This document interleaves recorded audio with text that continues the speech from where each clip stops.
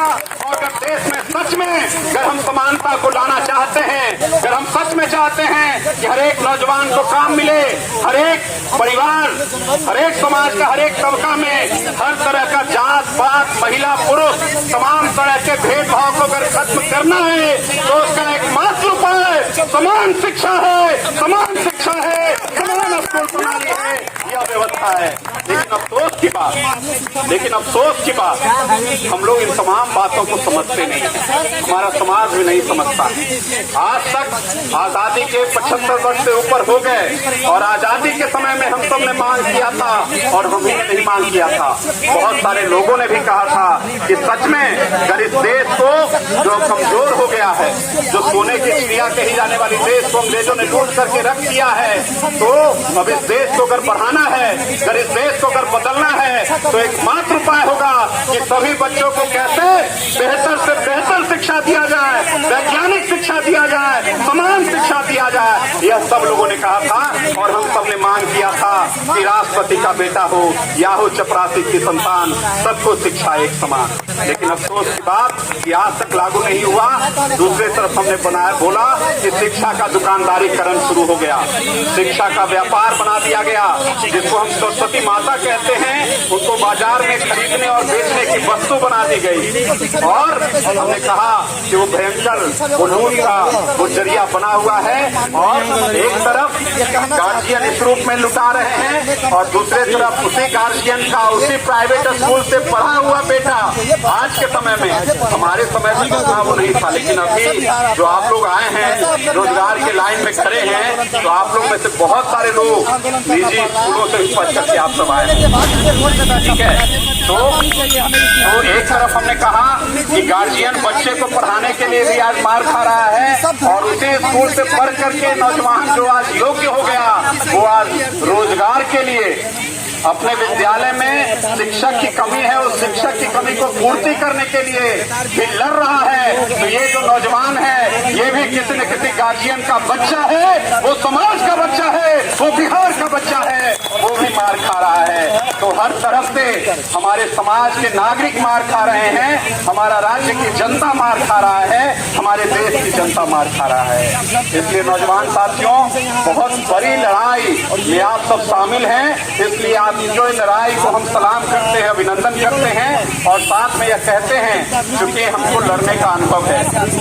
हम बिहार के अंदर में सन 2000 से लेकर के 2013 तक हम संघर्ष किए हैं। मेरा नाम विश्वजीत हुआ, जो पुराने स्टूडेंट जो होंगे पटना के अंदर में, बिहार के अंदर में मेरा नाम बखूबी जानते होंगे। और 2013 से हम चले गए दिल्ली, ऑल इंडिया विद्यार्थियों के हम लीडर रहे, तो पूरे देश में हमने वो लड़ाई लड़ा, ठीक है। तो मेरा जो लड़ाई का अनुभव हमको कहता है कि लड़ाई के लिए 3-4 चीजों का होना बहुत जरूरी है। आप सब 17 दिनों से लड़ रहे हैं, तो ये आपको संघर्ष जो 17 दिनों का है निश्चित तौर पर आपको अनुभव दिया होगा। आंदोलन के लिए जो पहला शर्त है वो अनुभव का है, दूसरा जो शर्त है वो संगठन का है, वो एकता का है, तीसरा जो शर्त है वो अनुशासन का है। हमने पहले भी कहा अनुशासन का महत्व। तो संगठन, एकता, अनुभव, अनुशासन और हम सबकी सामाजिक राजनीतिक दृष्टिकोण कि हमको किस तरह से कहां पर हमारे मुद्दे को देना है कि हमारे मुद्दे का चोट सरकार पर पड़ेगा और सरकार को वो बेचैन करेगा कि इनकी मांगों को जब हम पूरा नहीं करेंगे तो बिहार की जनता उठ खड़ी होगी, क्योंकि ये बिहार के नौजवान हैं, ये देश के नौजवान हैं, इसलिए इनकी मांगों को हमें पूरा करना पड़ेगा। तो ये समझ का होना, इसलिए हम समझते हैं कि आप सब अब जब वो बातचीत करेंगे, मूल्यांकन करेंगे, तो इस तमाम आधार पर आप जब अपना एकता और संगठन बनाकर के मूल्यांकन करेंगे तो इन तमाम चीजों पर आप सोचिएगा और सोच करके कार्य नीति और कार्य योजना को बनाइएगा। आप लड़िए, हम साथ हैं और हमारा जो जनरेशन है छात्र युवा आंदोलन का, वो पूरा का पूरा जनरेशन आपके साथ होगा।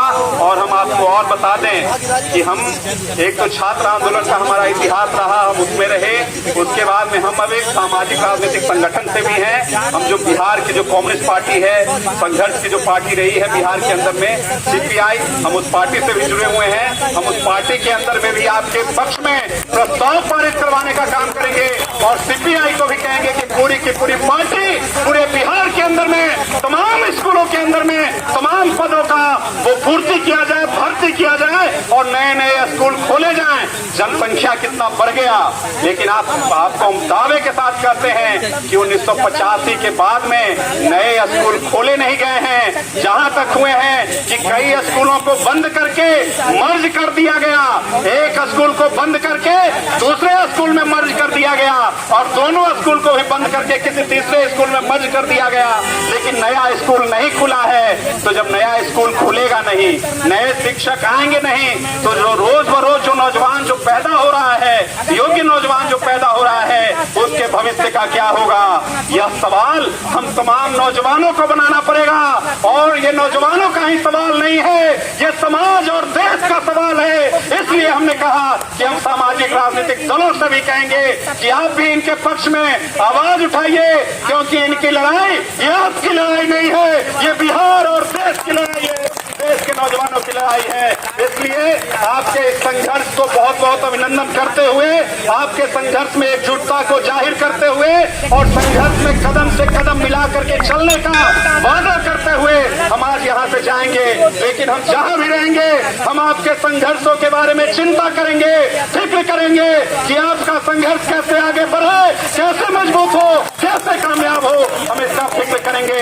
इन्हीं शब्दों के साथ में फिर से आप सबको बधाई कर देते हुए, सलाम करते हुए, लड़िएगा तो जीतिएगा, यही हम लोग जो कुछ नारे लगाते हैं वो नारे हम आपके साथ में दे दें और हम उसको खत्म करेंगे।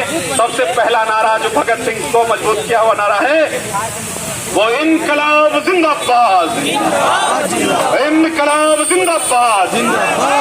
और दूसरा नारा जो हमने संगठन में सीखा, इस दुनिया में जीना है तो कदम कदम पे लड़ना सीखो।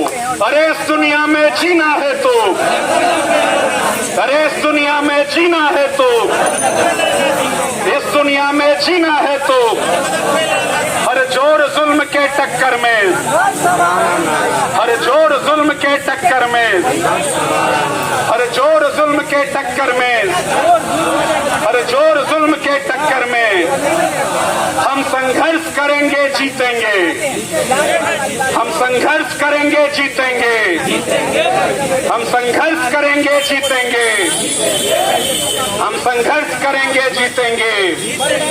और एक नारा जो पूरे देश के अंदर में बीच में गूंजता रहा वो ये नारा कि शहीद भगत सिंह, अंबेडकर और सावित्रीबाई फुले, उन्होंने कहा कि हम संघर्ष करेंगे जीतेंगे।